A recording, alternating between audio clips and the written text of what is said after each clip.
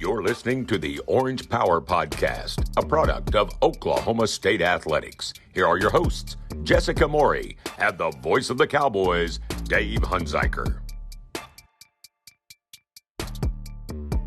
We start, as always, with Coach Boynton as Oklahoma State's coming off a road win at number one Baylor and then a dramatic home win over TCU. So you've won back-to-back games in dramatic fashion, games that went to the end, games in which you had some things that went against you, but you still won. So given the unique circumstances of this team, how valuable are winning games like that? And, of course, the quality of the competition you beat. Yeah, the experience that our guys are gaining here is invaluable. They're growing up, many of them playing in either their first or second year in our program and learning our system. They're learning each other. And to be able to go through the competition level that we're facing night in and night out only bodes well for the future of many of these young men who will be back in our program, but also for the health overall of where we are as it relates to what we're trying to build here in terms of a national contender. So we're seeing, obviously, some significant advances in a number of areas. And the reality is at Christmas, you had to take an extended break due to COVID. How much are we seeing now things catching back up after what was an unusual set of circumstances and an extended break? Yeah, the whole season's just been one unusual set of circumstances, to be perfectly honest. True. Obviously starting with the decision right before the season about our postseason fate. But the guys have been resilient. We played a really difficult non-conference schedule. I think our overall strength of schedule is like in the top 10 for sure. And those things, along with the COVID pause, have kind of hardened these guys and gave them another level of awareness at what's at stake for them, regardless of what the postseason fate is, that we have a finite amount of time together, and we want to maximize that by continuing to pour into each other and get better every day. You had a lot of time together with a 3-game and 5-day road stretch last week that ended with a win against the number one team in the country on their home floor. Third game in 5 days. You traveled more than 3,000 miles. It was a fairly quick turnaround. Thursday, a game at 6, followed by a 4 o'clock game on Saturday at Baylor, which you won. What else does that say about your team? Because you were just covering all the elements in terms of the growth, but to pull that off under those challenges is an even more special accomplishment, it seems. Yeah, I think so, especially considering that the trip didn't start off well in terms of wins and losses. We hadn't played with the level of urgency that you need on the road in this league. And winning on the road, or anywhere for that matter in this conference, is really difficult, even when you do play well. So to see our guys respond and play with the level of urgency and sense of togetherness that really is what was required to win against the number one team in the country on the road was truly gratifying for me, and I hope satisfying for them, understanding that what they're capable of is greatness, that we can beat anybody, anywhere, understanding that we need each other, and if we play with the right level of emotion, that we can get the job done. In the Baylor game, Bryce Thompson scored an OSU career-high 19 points. In fact, if you add in the following TCU game, he scored in double figures in 3 straight. How have things evolved with him? What's been maybe a little different with him recently? And he's been battling some injuries as well. Yeah, I think the biggest part is just getting healthy and not far behind is just his comfort within the program. As I alluded to earlier, he's in the second year of college basketball, but his first year with us, his first year understanding our schemes, our terminology, understanding his teammates, and them understanding him, his strengths, the things he needs to work on. And I think that level of comfort has continued to grow over the last month immensely. And now when you add that to him being healthy and feeling confident, that gives him the ability to go out and use the talents that he was blessed by God with to go out and really score the basketball and be a high-level contributor. You know, staying on the theme of growth, your record now is 7-1 when you commit 12 turnovers or less. You had only 11 in the game against TCU. You had fewer than 12 turnovers in the game against Baylor. So we've seen a trend here. You made some tweaks offensively around the Christmas break. How much of that, along with the individual player growth, has played a role on the fact that you're taking care of the basketball much better than you were, let's say, before Christmas? Yeah, sometimes when you win, those things go unnoticed. And partly is we still haven't shot the ball consistently well, so it's not like it's turning into automatic points. But what it's doing is it's taking less pressure off of our defense because we're not playing in transition defensively as much. That's given us the ability to do what we do well, which is really guard you in the half court and make it difficult for you to score. But those tweaks were definitely significant because it also has helped us put more guys in position, like a Keelan Boone, like a Bryce Thompson, to do what they do well on the offensive end. And when we can take care of the basketball and get a quality shot, we also have a better chance to offensive rebound. And you can see our turnover numbers, as you talked about. I think we're second in the league now offensively in taking care of the basketball in conference games. And if we continue to take care of the ball well, our shooting percentages will go up, our offensive rebounds will go up, and our defense in the half court will continue to be good. We have a chance to really, really be a factor down the stretch in conference play.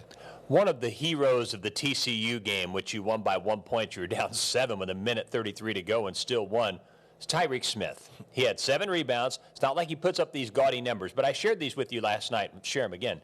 If you add up the minutes he's played in conference, so he's played, I believe, 74 minutes in conference play. During that time, he has 29 rebounds. So if you just do some math and you put it out over 40 minutes, he'd be averaging somewhere in the neighborhood of 15 to 16 rebounds per game over 40 minutes. Sure. He's unbelievably efficient and unbelievably impactful, it seems, while he's out there. Why? What makes him so good at being so efficient and so impactful? Well, maturity. He's one of the more mature guys on our team. He's been around a winning program at Texas Tech where they had a lot of success. And I think in that experience, he understood the value of having a non-scoring role on the team and how important it is for the team to have success when guys do something other than, score. And he's embraced that role of being a big physical interior defensive presence, a big-time both defensive and offensive rebounder, and a guy who makes tremendous hustle plays all the time to save possessions or to get extra possessions like he did, saving basically the game, getting that block shot in the last few seconds against TCU, which gave us a chance to get Rondell Walker to the free throw line to close it out. Yeah, knocked down a couple of free throws in the last moments as well, had an offensive rebound and a kick out to the aforementioned Rondell Walker, who had been struggling shooting the ball, hadn't scored in double figures since November 16th against North Carolina State, but comes up with a double-figure scoring effort, has 12 points in the game against TCU. And you mentioned in the post-game radio interview, he had been making additional contributions on the defensive end. Now it looks like the offense is catching up. Walk us through sort of what the year has been like for him, because we saw many flashes last year on both ends of the court that he could be a really dynamic player. Sort of take us through what his season's been like and what's changed recently. Yeah, and I think that's where it starts. Last year he came in here kind of as not, and I don't want to diminish him, but I think in our fans' minds he was just a kind of a throw-in, a secondary piece, because Cade and M.A., who were both players of the year in their respective countries, came in as the high-profile freshman. And he jumped out there without a whole lot of expectations and had a really solid year. Played about 25 minutes a game as a freshman on the team that advanced in the NCAA tournament. And so the expectations naturally rise. And I think he felt that that was pressure. And instead of going out there and playing like he knows he's capable of, he tried to prove that he was worthy of the recognition that he had earned. And I think taking a step back, he just got back to the basics, being an energy guy, being a guy who gets loose balls and steals, is a terror on the defensive end, and somebody who can, from time to time, jump up and score 12 points or 15 points. And so continue to understand that he has to have to place all his value in scoring, similar to Tyreek Smith, can help him become a more well-rounded basketball player, because we know when he's right defensively, his impact on the game is just as great as he is when he's right offensively. And the thing is, in the game against TCU, as I understand it, he played most of the game with one contact in and one contact out. Yeah, it shows that you can overcome a lot. Now, I wouldn't say that he should try taking both contacts out. Gotcha. But I think one is probably a good enough for him. I think it was the one with the better vision that was left out. I guess so. A lot of things tilting against you in the TCU game, including a player that makes plays at the end with one contact out. But it says a lot about your resilience. So next up is Texas. It's a quick turnaround. You just played them 2 weeks ago in Stillwater. You ended that game with a 12-1 run over the last 3 minutes and won it 64-51. Longhorns have been struggling a bit. So how do you see this matchup, And where do you see in Texas the potential for them to flip that? Because, they're coming off a home loss to K-State as well. Well, just look at their roster. Talk about Dylan Disu, double-digit scorer, I think 16-8 at Vanderbilt last year. Trey Mitchell was a 19-point scorer at UMass. Timmy Allen was a 19-point scorer at Utah. Marcus Carr was a 20-point scorer at Minnesota. The talent is there. The cohesion is what's probably been missing. I'm not in their locker room, so hate to guess, but you can watch them and tell guys are still trying to figure out each other. Our job is to make sure our defense is good enough that they don't ever get comfortable in those roles that they're trying to establish over there. And that was the difference here in Stillwater. We really, really guarded. We made it difficult on Marcus Carr to create for himself and for his teammates. And obviously they were playing without Trey Mitchell in that game, but we also didn't play our best offensive game, but our defense really helped us, and it didn't hurt that Keelan Boone jumped up and made 5 threes for us that day. Oh, no doubt, had 17 points. Do you feel like even though you struggled offensively, in order to get the offense you needed to win, your defense may have been your best offense in that you only turned it over 9 times. That was a season low. You did make 8 out of 17 from 3. Do you feel like in that game perhaps the fact that you guarded so well was what resulted in you having enough offense for you to end up with a win? Yeah, and I also think the reality is we have to accept that that's Big 12 basketball this year. Yeah. The games are going to be in this high 50s, low 60s, maybe get close to the 70s. But you're going to have to win in this league guarding. And to our guys' credit, they understand that. And we've really, really defended at a really, really high level. I think we're 7th in the country defensively overall, which may put us at like 8th in the league. But yeah, that's how good the defenses are. And so you got to understand you have to adjust to the circumstances. And we can't let go of the rope on the defensive end. If our offense comes around, that's a bonus, but we got to continue to guard at a high level. Yes, pardon me. I think, in fact, there have been maybe 32 conference games played up to this point, and 10 times the winning score has been 65 points or less. I think there have been 2 or 3 others when it's been 66. We did not live in this world in the Big 12 3 or 4 years ago. It is very different, isn't it? Absolutely. The coaching, the athleticism, and obviously just having more experienced guys who don't get beat as often. I think it's kind of a product of having older guys in the game. Offenses are lagging behind because guys don't make as many mistakes when they get older, or they're bought into each other a little bit better. But we're all fighting to figure out how to score 70 points to give ourselves the best chance to win. Stay with us. Jessica has a visit with Bryce Thompson when we come back. Hello, sweet babies. Welcome to your new home. You have changed our life, and you may even change the world. And because of you, 2021 is the best year ever. Mercy has helped moms deliver babies for nearly 200 years. To find out how to welcome your baby at Mercy, visit mercy.net/OSUmom. When we made the decision that we were going to build the Durant Solar Farm, we had the idea of an anchor tenant, and the first one that we thought about was the Choctaw Nation. It was a perfect fit for us whenever OG&E approached us about this relationship and this idea. They reflect a lot of our same values. They're about growth of our communities. They're about growth of our state. They're trying to help us preserve Oklahoma, our heritage here in the Choctaw Nation of Oklahoma.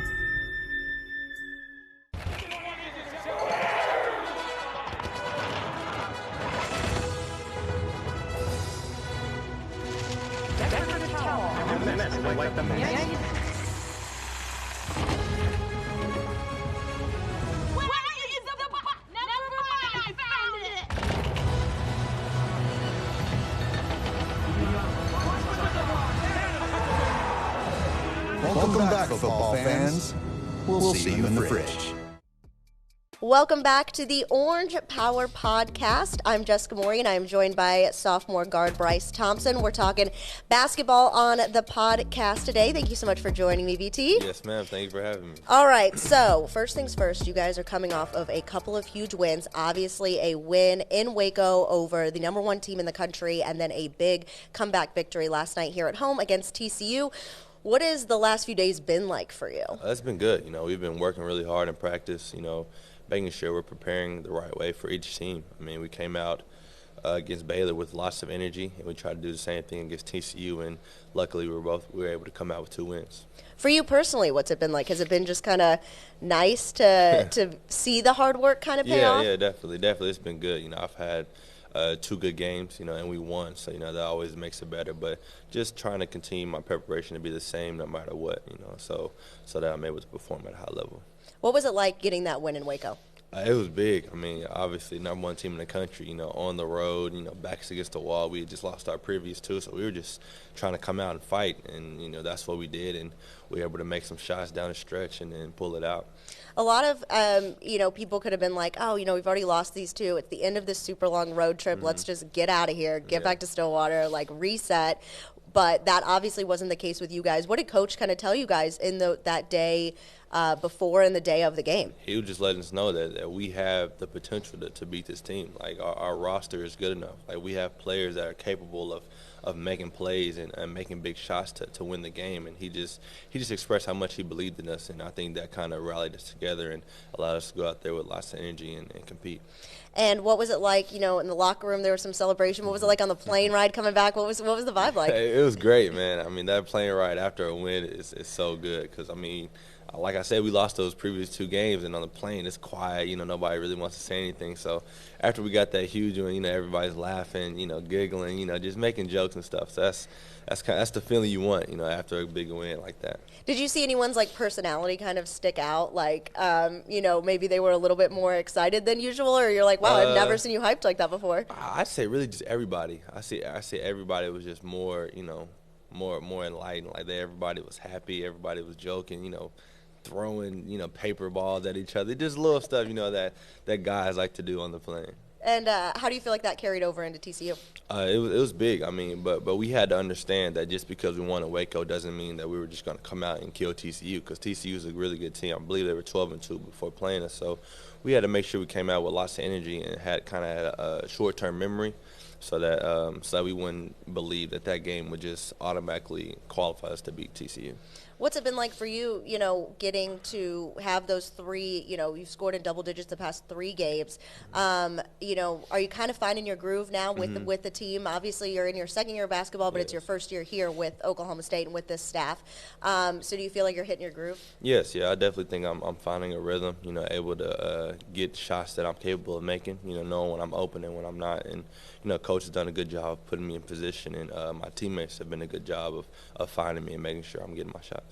What was it like last night? I was telling you before we started recording, but you didn't even know that Rondell Walker had lost a contact lens last night. He comes up clutch, but he's missing a contact lens. Definitely. What is that? How crazy is that? That just makes his performance even more special, man. He had a phenomenal game, made tons of big plays and big shots for us, and those big free throws at the end. So to hear he had only 1 contact in is even crazier. Yeah, there's no way I could even walk, let alone dribble or shoot basketball with only 1 contact. I couldn't even imagine doing that. What's it like getting to see him have that success after, obviously last year he had a really good year. Yeah. This year trying to find that rhythm and get back to how he was last year. For him to kind of have that and know that, hopefully that can spark something. What's that like for you, seeing him as a friend and a teammate getting to have that success? It's great, man. I love to see my brother's doing good. He had a great game, and, just like I've had a good last 3 games, I want him to be able to find that groove too, be able to find that groove and be able to, because we're going to need him. He's a great player, and if we're going to win, we need him to prepare or to play good like he did last night. And, for you guys, obviously the postseason ban, news came down at the beginning of the season. You guys still went out and beat the number 1 team in the country. Yeah. You're still winning games. You're not giving up. No. What's kind of y'all's mindset, and do you ever kind of sit back and just be like, what's your thoughts? What are your mindset when you do sit back and kind of you're by yourself and you're thinking about this season, the fact that you transferred here? What are your thoughts? Yeah, it's definitely tough. Because that's really what you want. You want to be able to compete for a national championship. But like I said, that's kind of out of our hands. We couldn't really do anything about it. So although it's tough, you really want to maximize what you can do. So that's why we're coming out every game, trying to do our best, because we can still win the regular season title. So those are stuff that we can achieve. I'm still 100% happy with my decision to come here to OSU. Just because we don't get to go to the postseason, my decision hasn't wavered any. I'm loving it here. I'm loving Stillwater, the fans, the coaches, the players, everything. What's it like getting to play close to home? It's great. I mean, my parents and my family are able to come to just about every game. I'm able to go home. If I want to go work out with my dad, I'm able to. So it's definitely a blessing being close to home. And you said when you get to go home, do you get to, are there any places or like things when you go home that you always have to do? Is it like your mom's going to cook something special or like anything like that where you're like, man, I just miss home? Yeah, usually I try to work out with my dad, and I try to get a home-cooked meal because, I mean, no matter what, because usually when I'm here, 9 times out of 10, I'm eating out, so I'm kind of burnt out. So whenever I go home, I try to ask my mom to cook something up for me. What's your favorite things that she cooks? Taco salad. I love taco salad. Yeah, steak, pasta, just all the specialties. That sounds awesome. Yes, ma'am. Yes, ma'am. I try to take advantage. I read recently that you had talked about your off-season diet and how that had kind of changed. What's kind of been your main diet? Really just trying to stay away from fried foods and trying to limit my candy, because after a good meal, I love just to snack on, some gummy worms or Snickers, just something. Just try to eliminate that out and try to exchange that for like a banana or a granola bar. It's not the same. It's definitely not. It's definitely not the same. It is not the same. But I try to because I know it'll pay dividends in the long run. Yeah, I try to do that. Like, I'll just like have an apple with some cinnamon on it, and like some peanut butter after a meal. But then I'm like, there's also ice cream. That's exactly. Just I don't have to cut it up. You I don't have to get like. It's not the same at all. Have you noticed a difference in that? Yes, I'd say on the court, I don't get as tired as quickly. I mean, I think those are important things, so that's why I try to make sure, even though I want that ice cream, I stick with the apple or the granola bar. And there's like lots of good snacks in the locker room. Yeah. They're pretty healthy though. They're not like anything bad, but there's always like snacks. Miss Jenny or Miss Boynton does a good job of making sure that we have good snacks, because I believe she's a nutritionist, so she doesn't want to put anything bad in there because she knows we'll eat it. Oh yeah. I know we had Coach Boynton on last semester, and we talked a lot about his life and his home life and stuff, and he was talking about how they don't have any sodas or anything in his house, and his kids go to other people's houses and they're like, man, they have all this good stuff, and I'm like, of course, when your mom's a nutritionist, probably it comes with it. And when Coach doesn't drink that kind of stuff, he's sticks with his hot chocolate. But I always go in there. I always feel like sometimes when I get to eat with you guys or with some of our other teams, like, I forget that you guys are going, like, pregame meal, you guys are about to burn, like, a bazillion calories, and I'm about to sit for a long time. So I'm not going to burn any calories, but I'm like, fettuccine Alfredo and spaghetti? Like, okay, I need both of those. And then I realize, actually I don't. Yeah, we burn them quick, too. Yeah, I'm like, no, I'm just sitting behind the bench, hanging out. So, I need to probably be a little bit more aware of that. But I'm always, like, not going to turn down the food either. So I'm like, the struggle's real. It's, it's a tough life. So. But, okay, so after the Baylor win, did you reward yourself with some, like, gummy worms? Let me think. After the Baylor win, we came home that same day, and I got some Whataburger. I got a honey butter chicken biscuit. So you earned the honey butter chicken biscuit. I feel like I did. I tried. Hey, I enjoyed it too, because I don't get it too often. Yeah, no, that's definitely one of those ones where you're like, you know what, nothing counts right now. I can have whatever I want to eat. Definitely. So when you're not playing basketball, what kind of stuff do you like to do? Usually playing video games or watching Netflix. Okay. Or if I'm in town, and it's been kind of tough now because our schedule's kind of hectic, but if I'm in town, I'll go fishing. Okay. Talk to me about fishing. What do you like about that? How long have you been doing that? I've been doing that since I was a kid. Okay. With my dad and my grandpa, we would go down to Beggs, a little small town here in Oklahoma, where we have lots of ponds and acres of land. So I just go out there. It's really peaceful. Just to go out there and just kind of clear your mind. Just and fish is good. What's the biggest fish you've ever caught? I believe around 8 to 10 pounds. Okay. Yeah, it was a big one. It took me a while to get it in, get it to the bank, but it was definitely worth it. Did you put it back or did you? Yeah, keep yeah, it? Okay. yeah. Usually I put it back. Okay. Or just about every time. We used to catch them and eat them when I was younger, but I haven't done that in a long time. That sounds like a lot of work. Yeah, definitely. My grandpa would skin it and do all the things necessary to make it sanitary to eat. Yeah. I'm not good at fishing. I don't know if it's like the sitting still and the quiet. I struggle with it and I get frustrated. Yeah, definitely. It's definitely easy. I mean, when we don't catch anything, we call it going sightseeing because you really just sitting out there just looking at the water. So you just try to. I usually give me some lemonade and get my music going, so I'm just kind of relaxing. And if I catch a fish, it's a cherry on top. Yeah, see, that's nice. Yeah, I just am like, I get anxious, or I'm like, okay, I want to go home now, or what's happening? What's happening? And I'm just really bad at like the casting. Like it always ends up in like the algae or like a tree. Yeah, I've definitely had my fair share of getting lures caught in the tree and I've definitely done that before. We had our quarterback Spencer Sanders on during the football season. We were talking about fishing, and one time when I was working in TV, I went fishing for a story with a pro bass fisherman on Lake Texoma, and he's teaching me about all the things, and he's obviously very good at what he does, and so he's like, okay, your turn to try to cast it, and it landed on like the boat where the boats live, the boathouse thing, wow. That shelter. It just it made such a huge noise, and the guy, you can see the guy on the camera. He's just like, oh no, this is gonna be a long day. yeah, definitely. 'Cause they go far, and if you don't know how to control it, they can definitely get caught up somewhere it's not supposed to be. And then he caught one and let me pretend to reel it in for the camera. So I was like, look, I caught it. And no one ever knew. The 4 people that watched that story thought that I was good at fishing. Hey, man, whatever it takes. So I also read you like to read. What kind of stuff do you like to read? Growing up, I read a lot of sci-fi kind of like Percy Jackson. Okay. I read just about all of those in that series. But here as of late, I've transferred to more of like the motivational type of books, books that talk about success and, kind of how people achieved it. So one of my favorite books is Outliers, and one of the things I took from that book was he talked about how it usually takes 10,000 hours of working on something to become a master at it. So, that's what I'm kind of achieving, trying to make sure I'm putting in those hours every day because, after those hours, you pretty much achieve mastery and you can do it at a high level. That's a lot of hours. That's a ton of hours. That's a ton of hours. That's why you got to stay consistent and they'll add up.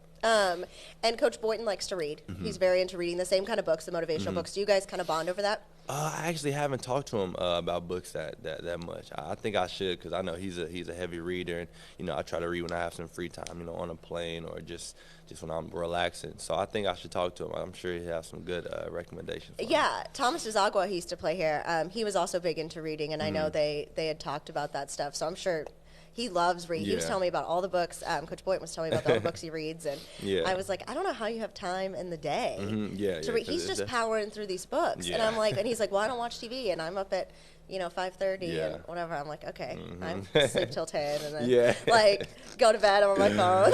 Definitely. I need to be better. Every time I talk to him, I'm like, man, I need to be a better person. Like this guy is like, he's so busy. He's so achieving success at such a high level. He's got kids. He's got a family. He's still doing all this stuff, and I'm just like, man. Complaining about waking up and being here at 9 a.m. Like, I need to get it together. It motivates me to try to be better. Go, so what shows are you watching on Netflix? Did you like to watch Netflix? Right now I'm watching Money Heist. Okay, I haven't watched that. Money Heist. I believe Ozark comes out tomorrow, actually. Okay. Yeah, so the new season of Ozark comes out tomorrow, and I've been watching Power. Okay. But right now I'm heavy on Money Heist. Okay, I'm on the 3rd season of Power. I am on, I just finished Power, so I'll probably think I go to Power Book 1, because there's a bunch of different ones. I'm kind of behind, so I'm trying to get caught up right now. What, do you watch Yellowstone?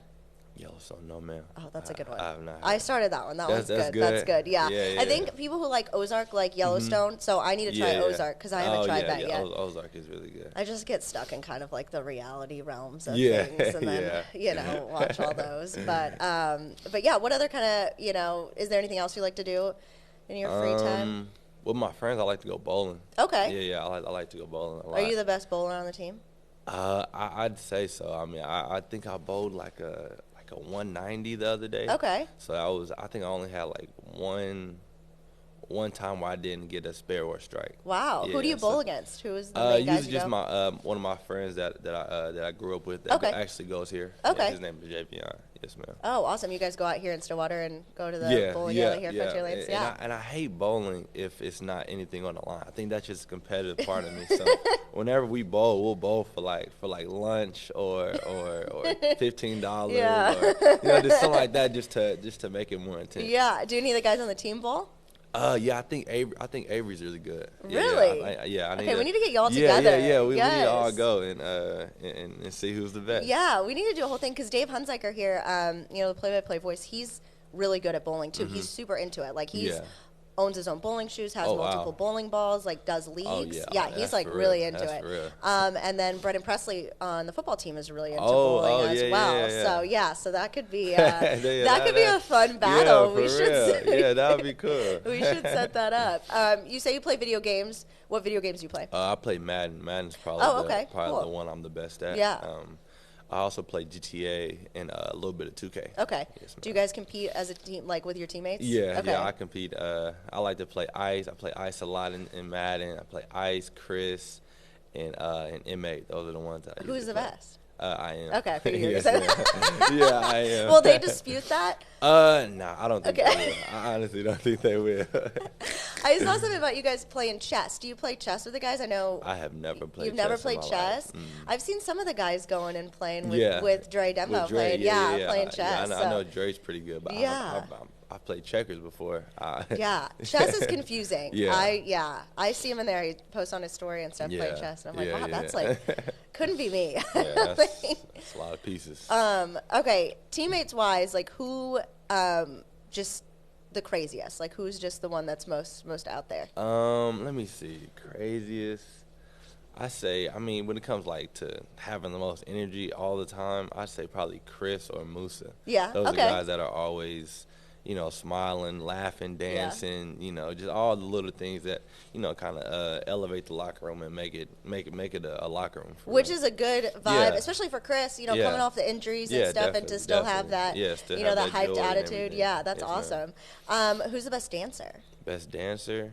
I say either Keelan or Chris. Okay. Or Caleb.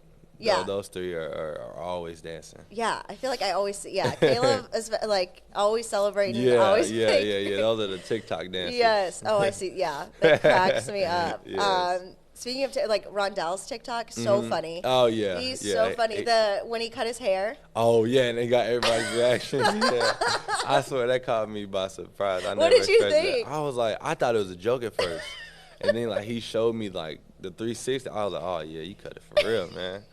That video was so funny because everyone was so shocked and they didn't believe it. yeah, exactly, for real. Yeah, that was funny. I'm trying to think of who's the got the most swag. Like who's the best dressed? I'm sure everyone will say everyone. Yeah. Let me see.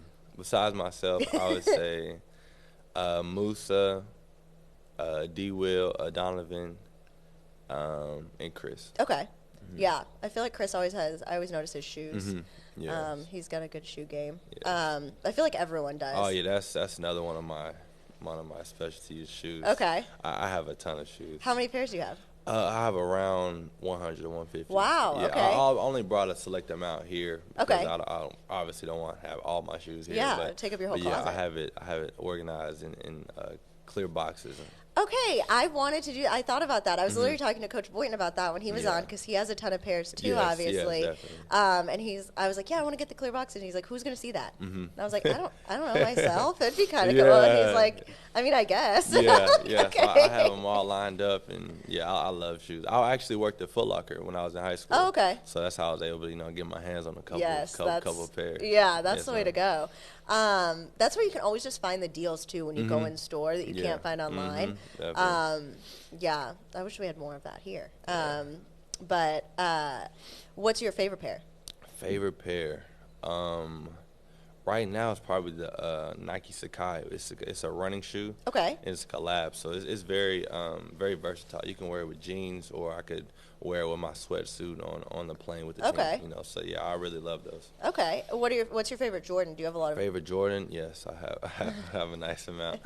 I say probably just the Jordan 1, probably. Yeah, I love the ones. It's the most classic. Yeah. You know, you can, like I said, you can dress it up or dress it down. Yeah. And it's tons of colorways. Are you mid or lows or highs? Highs. Highs, okay. Yes, ma'am. I like the lows. Yeah, the lows are nice, too. I just feel like it's better, I don't know, just like for like my style. I feel like, it looks better. Like my dad likes lows and highs, but he has a couple pairs of lows also. Yeah. I just can't. I mean, that's where all my money goes. Yeah. And I'm just like, and I'm finding all these little shops in Oklahoma City and Tulsa and stuff, and I'm like, oh, they have these ones that I can't find, but I'm like, I don't need those. But I just feel like, especially every time I see Coach, he has different pairs of shoes. Yeah, definitely. He's set up a little bit, his bank account set up a little bit different than mine, but I'm like, man, I feel like I'm wearing the same, like, 5 pairs. I need to switch it up. So my money's either going towards shoes or food. Yeah. I feel like that's the same with me. I need to probably change that. Or my dog. Money a lot goes to the dog. But yeah, I feel like I just kind of rotate the same pairs. But then there'll be ones that I buy that weren't, they were a good deal, and then years later I look and they're like $400. Oh yeah, definitely. Those shoes are definitely appreciated. Yeah, the whole market has changed. I'm like, man, that's pretty crazy. So yeah, and I can fit into the kids sizes. So that's where I save. I save money by buying the youth, because I'm like, you definitely save because I'm paying an arm and a leg each shoe. They're so expensive. Yes, but man, I love where I'm just like, and I only really wear them during basketball season, because with football, like, I don't want to wear them, it's outside, and if it's raining, or if it's, so I'm like, man, I don't want to. I know I wore, our old coworker, Courtney, had given me a pair of the shattered backboards. Oh, yeah. And I wear those constantly. They're so cute. And they obviously match with everything because they're orange and black.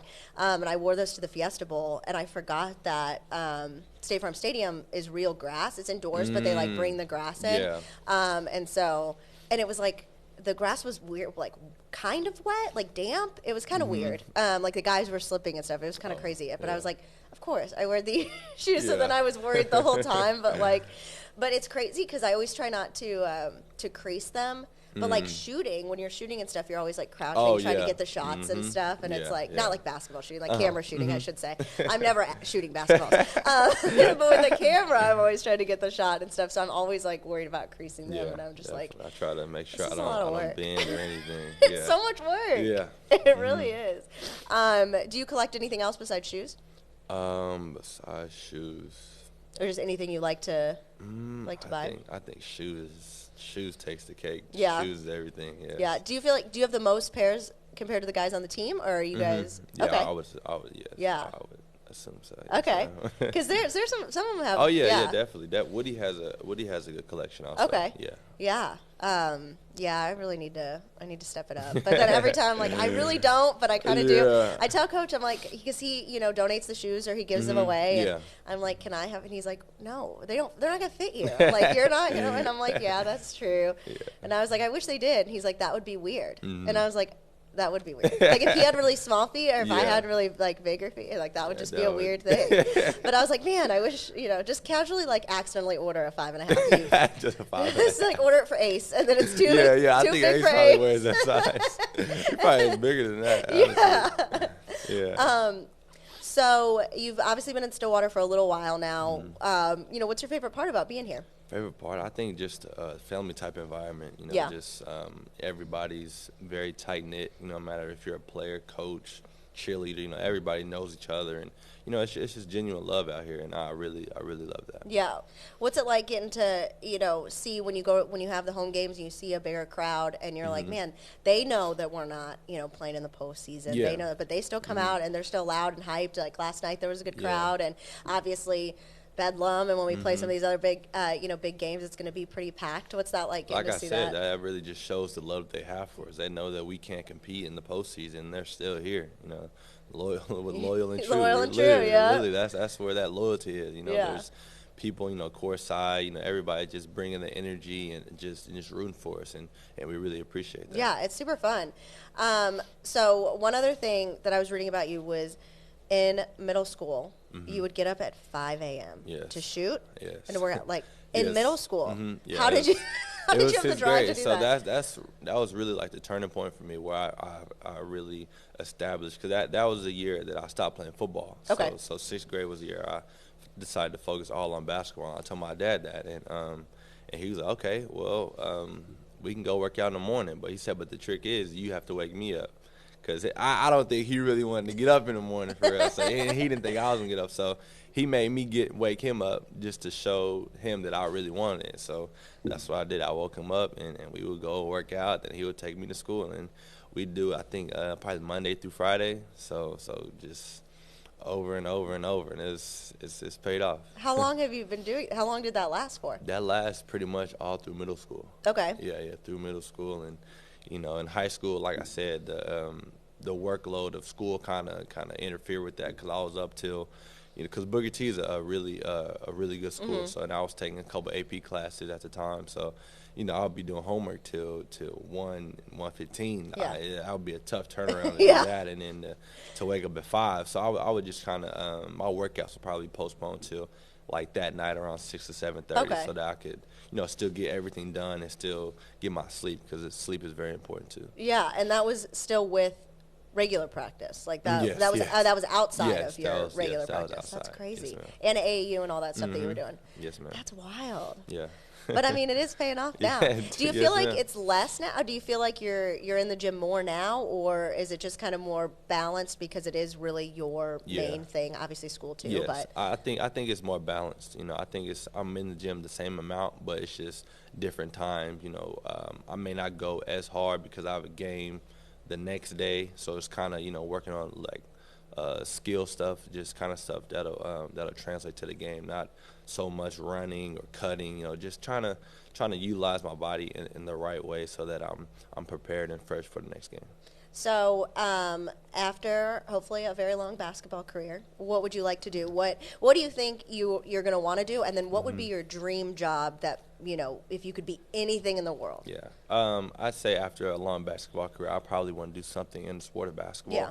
Whether it's commentating, because my dad's a commentator for Cox, so he's kind of trained me on that. Yeah, that'd be awesome. Yeah, but maybe broadcasting or coaching or in the front office, just something around basketball. But my dream job would probably be a forensic scientist. Okay. I'm very into like being able to study like a crime scene and figure out what happened, why, fingerprints, DNA, all that good stuff. That's awesome. What got you into that? I think growing up actually with my dad, watching Forensic Files, First 48, all that kind of crime type stuff is cool. And in Money Heist, they have a lot of that Okay. in there. So I think that's why I like Money Heist a lot. That's so interesting. So is there anything like classes you can take where you could learn about that stuff? I'm actually in a criminalistic class right now. What is that like? What do you get to learn about? It's literally what I just said. It's like they'll give me a scenario and they'll give me a bunch of list of people and what they were doing at that specific time, and I gotta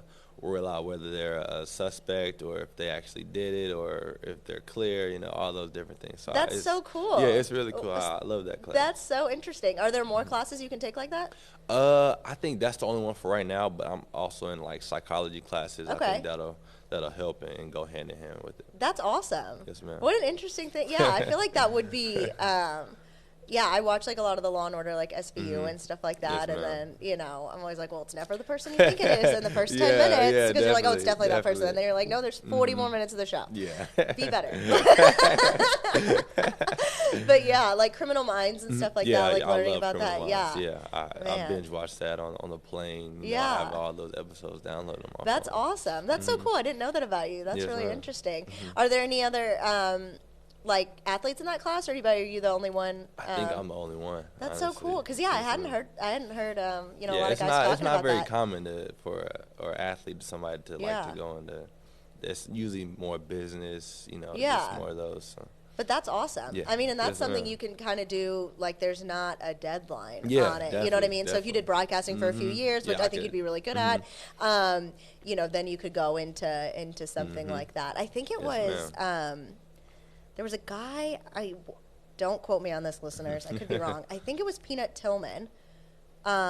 He played for the Chicago Bears for a long time, and then he got into the FBI, like after his career. Like he got, because there's like a limit on the FBI age-wise or something, but he like retired right at the right time and like hit the deadline, and I think he made it into the FBI. Oh, that's cool. Like, like he had a really successful. I think he's a Hall of Famer. Or Wow. he's like very good. I could again be wrong. Don't. Yeah, that's a quick change. Yeah, and then he goes into the FBI. Athlete to FBI. I mean, that's cool. Yeah, it's pretty wild. Yeah. I just couldn't. That would be really like that would be hard. I feel like to do, but yeah, definitely. but yeah, I just always thought that was so interesting. Like he just probably wanted to do it his whole life, and Yeah. then was like, yeah, I mean, I guess now's the time, and then now he's out there financially stable enough to just kind of do what he wants to do. I mean, that's the luxury. I'm not sure exactly what in the FBI he was doing, but I always found that to be it's really rare. You just don't see that career switch. But so that was kind of cool. But well, I really enjoyed getting to know you, BT. Yes, Thank you so much for coming on the Thank you for having podcast. me. I'm sure our listeners and our viewers enjoyed getting to know you